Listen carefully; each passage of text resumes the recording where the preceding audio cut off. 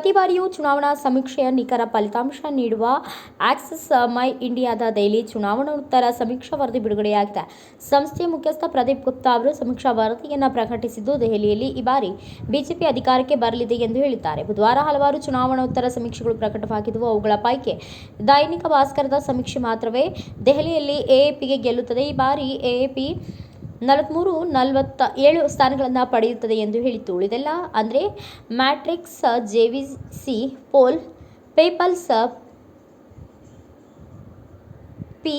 ಮ್ಯಾರಕ್ಯೂ, People's Insight ಸಮೀಕ್ಷೆಗಳು BJP ಅಧಿಕಾರದಲ್ಲಿ ಏರಲಿದೆ ಎಂದು ಹೇಳಿದವು. ಆದರೆ ಆಕ್ಸಿಸ್ ಮೈ ಇಂಡಿಯಾ ಬುಧವಾರ ತನ್ನ ಸಮೀಕ್ಷಾ ಅಂಕಿ ಅಂಶವನ್ನು ಪ್ರಕಟಿಸಿರಲಿಲ್ಲ. ಇದೀಗ ಗುರುವಾರ ಫಲಿತಾಂಶವನ್ನು ಪ್ರಕಟಿಸಿದೆ. ಫೆಬ್ರವರಿ 5ರಂದು ನಡೆದ ದೆಹಲಿ ಚುನಾವಣೆಯಲ್ಲಿ 70 ಸ್ಥಾನಗಳ ಪೈಕಿ 45-55 ಸ್ಥಾನಗಳನ್ನು ಬಿಜೆಪಿ ಗೆಲ್ಲುತ್ತದೆ ಎಂದು ಹೇಳಿದರೆ, ಎಎಪಿ ಕೇವಲ 15-25 ಸ್ಥಾನಗಳನ್ನು ಮಾತ್ರವೇ ಗೆಲ್ಲಬಹುದು ಎಂದು ಹೇಳಿದೆ. ಇನ್ನು ಕಾಂಗ್ರೆಸ್ ಹೆಚ್ಚೆಂದರೆ 1 ಸ್ಥಾನವನ್ನು ಗೆಲ್ಲಬಹುದು ಎಂದು ಹೇಳಿದೆ.